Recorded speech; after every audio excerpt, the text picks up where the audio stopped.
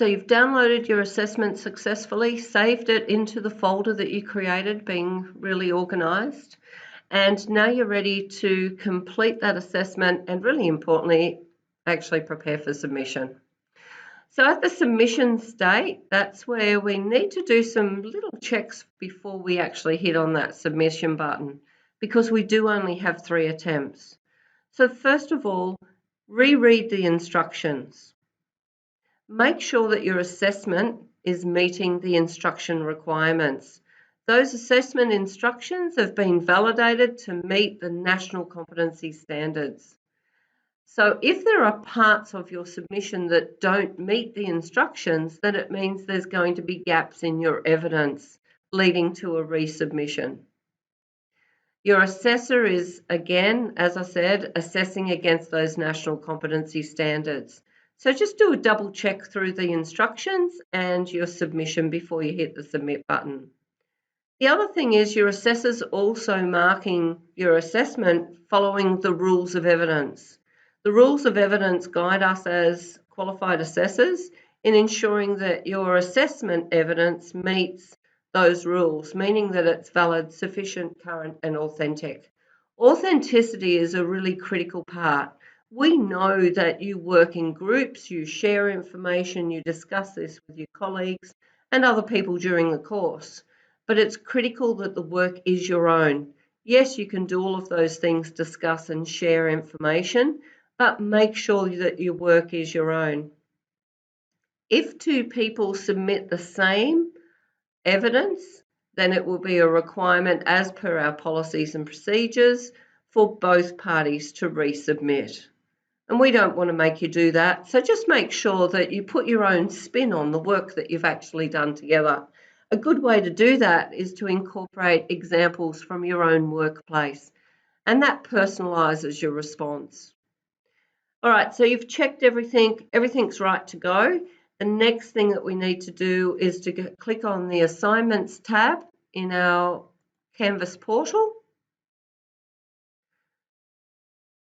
From there, we will scroll down to the assessment that we actually want to submit, and that's Project 2 Task 1 in this instance.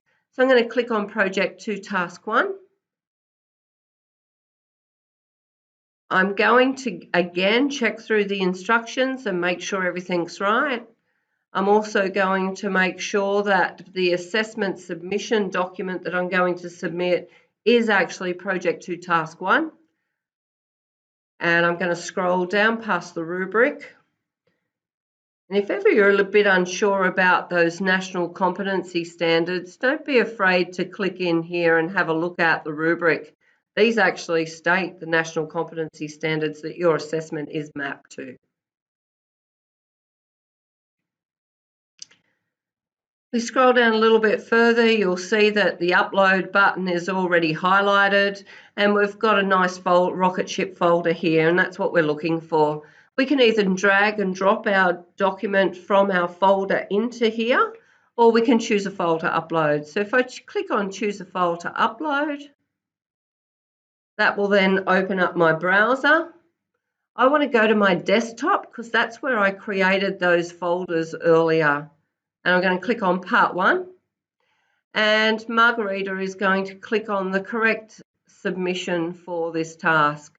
So you can see the document that she downloaded earlier. She has renamed it hers, and it's Margarita's resubmission for Project 2 Task 1. So we're going to click on that, and if we double click on it, she'll go in and we can see the document's gone in there as an attachment. And I can see now with that little tick that it's right to go. By the way, just a little point on that one. If I just delete that for a second, I wanted to show you another thing. So if I delete it, see the Submit Assignment button actually isn't highlighted? That's because there's nothing there for me to effectively submit. Let's choose the file and select it again, and I'll show you the difference. And the tick's there, so I've waited for the tick, and now my Submit Assignment button has come up and it's highlighted. So I can actually click on that assignment. That's going to use your first submission. So just make sure you've got the right document in there first.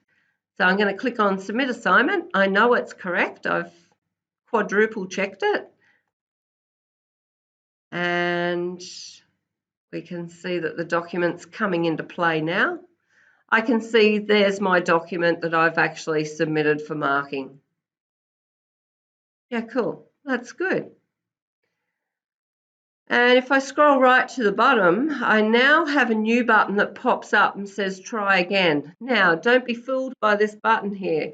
The try again button is a good button. That means that your assessment has been successfully uploaded and is sitting there waiting for your assessor to mark. Please don't think that because it says try again, oops, I've done something wrong, I'll have to go back and submit again. The try again button is your identifier that tells you that you have submitted successfully. So congratulations. At this point in time, your assessor will have received a notification to say that that assessment is now ready for them to mark.